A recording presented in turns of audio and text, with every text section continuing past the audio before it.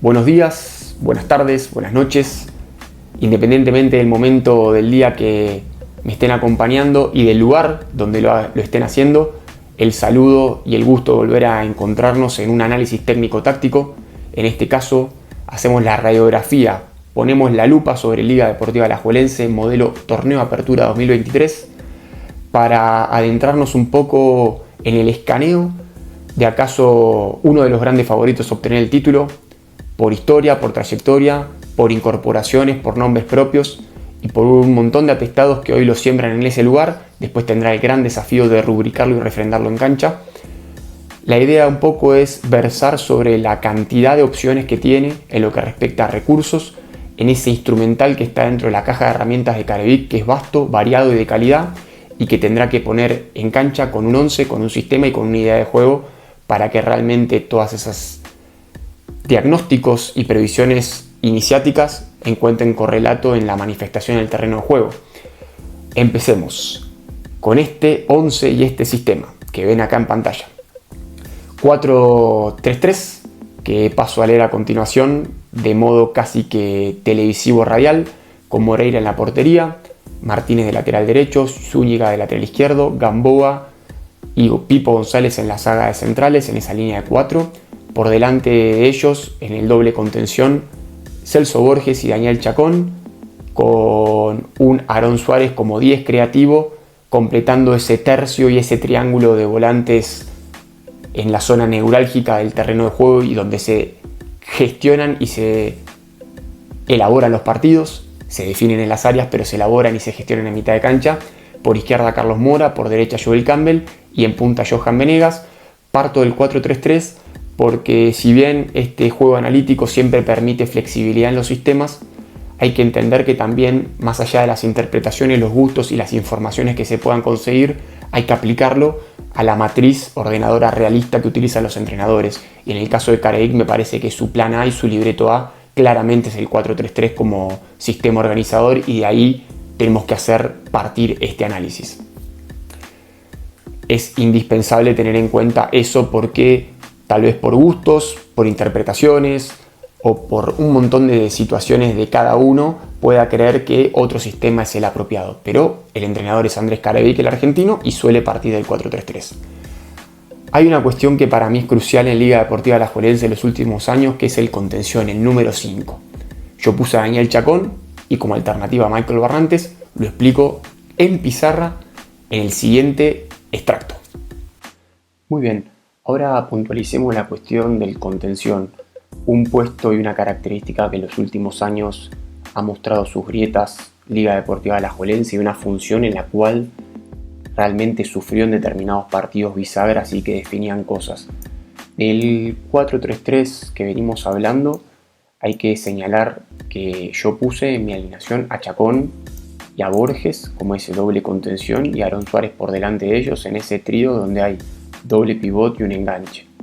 ¿Por qué pienso en Chacón? Chacón es un jugador de marca, de lucha, no es un negado técnicamente, aunque su mayor cualidad es la enjundia y poder ser realmente un 5 de oficio. Incluso lo demostró en selección nacional, además de lo que hizo en el Club Sport Cartaginés. Y hay que entender también que Liga Deportiva Alajuelense, además de atacar con dos extremos, un punta, un enganche, un contención que rompe su posición de paralelo para pasar casi que a hacer un 8 y cerquita del número 10, agregándole la escalada de un lateral, voy a usar el izquierdo para simular la parte de ataque. Necesariamente vamos a tener que encontrar en un contención por el oficio y por el manual del ABC de lo que indica que cuando Liga Deportiva Alajuelense quede con 3 atrás, haga el equilibrio, haga el soporte y haga los relevos a los costados si le toca salir cuando el rival crezca por estos sectores que van a quedar vacíos. Para eso necesita despliegue, ubicuidad, conceptualización y lectura del juego. Es decir, muchos atestados que sobre todo se tienen que fundar o basar en una cuestión, el volumen físico, la capacidad en el aire que pueda disponer el contención, en este caso Chacón, para poder realmente ejecutar esos grandes recorridos y grandes metros que deja un equipo como Liga Deportiva Alajuelense, que busca imponer condiciones desde la ofensividad y la voracidad en ataque, pero que necesariamente le puede provocar un desequilibrio y un desbalance en esa faceta. Entonces por eso pienso en un Chacón. ¿Por qué Entonces no pienso en un Barrantes justamente por esto, porque en el cartaginés jugaba mucho más aglutinado, con las líneas más cortas, más estrechas, y le permitía tener recorridos cortitos a la hora de lo defensivo. Está claro que Barrantes, en lo que respecta a la calidad de lanzamientos largos, de lanzamientos cortos y de juntarse a jugar, tiene una técnica excelsa, un panorama muy importante, pero hay que tener en cuenta la parte defensiva. Ahora bien, expliquemos también la cuestión de Barrantes. ¿En qué Barrantes puede ser importante y una diferencia en una liga que apuesta por la tenencia también? Cuando la pelota inicie en el último tercio de la cancha propio, puede disponer a los laterales amplios y profundos, incluso en mitad de cancha o un poquito más allá, los centrales abiertos y el contención partir de su puesto original a incrustarse entre los centrales. Entonces, cuando la liga se ponga a jugar, si no encuentra salida rápida por afuera, que es lo que va a priorizar, puede utilizar en Barrantes un tercer central con panorama, con lanzamiento, incluso con conducción, si así lo amerita la jugada, para a partir de él, de su zurda exquisita, poder decidir cuál es la mejor alternativa. Entonces, tal vez en detrimento del despliegue físico, sí encontrar en Michael Barrantes, el ex Saprissa y ex cartaginés, un buen primer pase, un buen primer elaborador de juego, que también es una vertiente muy interesante para los dirigidos por Carevic. Muy bien, ahí pusimos el doble clic en lo que respecta a la parte del contención. Ahora vayamos a la parte ofensiva. Joel Campbell, uno de los fichajes más rutilantes, no solo por su trayectoria, sus pergaminos, sino porque viene de ser uno de los mejores de Costa Rica en la Copa Oro, es decir, trae actualidad, y con el periplo que atravesó en los últimos años en diferentes latitudes futbolísticas, viene a ser el salto de calidad que espera Liga Deportiva Alajuelense con su contratación. ¿Por qué lo pongo por derecha? Creo que arrancando desde ahí, pero no estático desde ahí, hay una gran diferencia, es decir, empezando desde ese sector y recortando hacia adentro, no manteniéndose pegado a la raya de forma quieta, como un viejo extremo o wing, sino desde allí empezar a poder conjuntarse con interlocutores que vaya encontrando en su camino anárquico y creativo para empezar a sumar pases, para empezar a generar pequeñas grandes sociedades y desde ahí desplegar todo su fútbol desequilibrante, propositivo y agresivo en el 1 contra 1. Creo que me parece que ese es el mejor lugar. Derecha hacia el centro, con su perfil zurdo encontrando de frente el arco, gambeta, desfachatez, todo lo que proporciona Campbell desde esa posición. Esto, como consecuente, nos hace caer en el extremo izquierdo, Mora o Alcócer, porque si ponemos a Campbell por derecha, uno de los dos va a tener que quedar afuera, y esta elección deviene más por esta aparición de Joel Campbell y no tanto por una merma en el nivel de Mora o de Alcócer. Me decanto por Mora porque creo que es un jugador que está un poquitito más aplomado, que ya está superando los 20, 21, 22 años y puede encontrar mucho desequilibrio y mucha profundidad en el final de la cancha, en el último tercio, con producción. Que tal vez Alcócer todavía desde su juventud encuentra muy buenos recorridos, muy buen metraje en velocidad, potencia, desequilibrio, personalidad, pero todavía lo que es la producción y la definición no la tiene del todo afinada y aceitada, cuestión que Mora sí. Entonces por ese mínimo detalle me decanto más por Carlos Mora. Entonces creo que por ahí puede venir un poquito la situación del trío de ataque. Johan Venegas fue el goleador del torneo pasado, entiendo que para Carevic es una pieza fundamental en su esquema y en su idea de juego, y después pueden aparecer Dorian y otros chicos, pero al final de cuentas hoy Johan Venegas es el titular y por eso también, como les decía recién con otras cuestiones, una individualidad concatena a otro e hila a otras. Me parece que la aparición de Venegas como 9 ubica a Campbell por la derecha y por ende hace prescindir a Alcócer o Mora, eso lo dejo a gusto de ustedes, en el sector izquierdo. Ahora bien, cambiemos de alternativa. Vayamos a la opción número B que les pongo aquí en pantalla.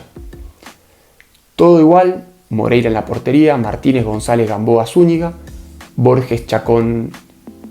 de doble contención, y en el cuarteto ofensivo empieza algunas variables.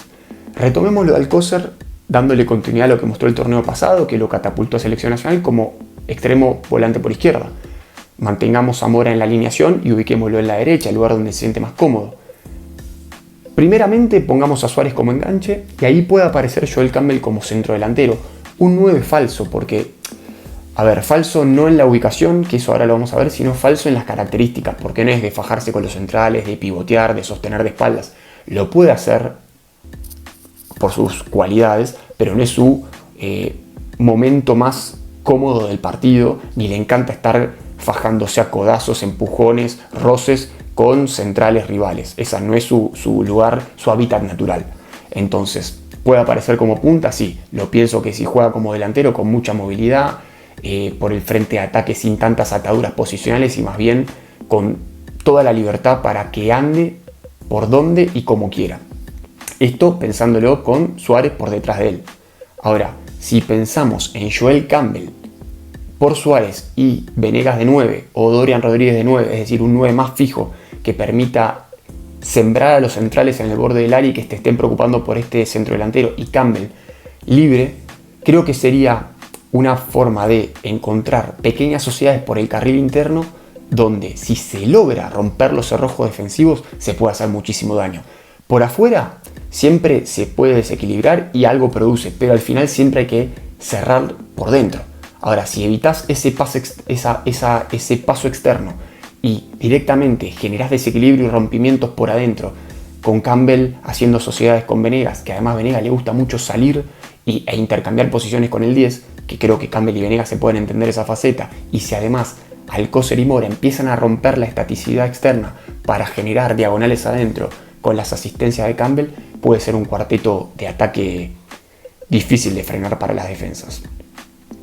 Esa es la posibilidad que te da Campbell con su técnica individual, su jerarquía, que lo puedes ubicar en varias posiciones y que siempre va a rendir, desde ya que hay lugares donde lo hace mejor. Y para ir finalizando, yo me di el atrevimiento de poner una opción C, que acá se las pongo en pantalla,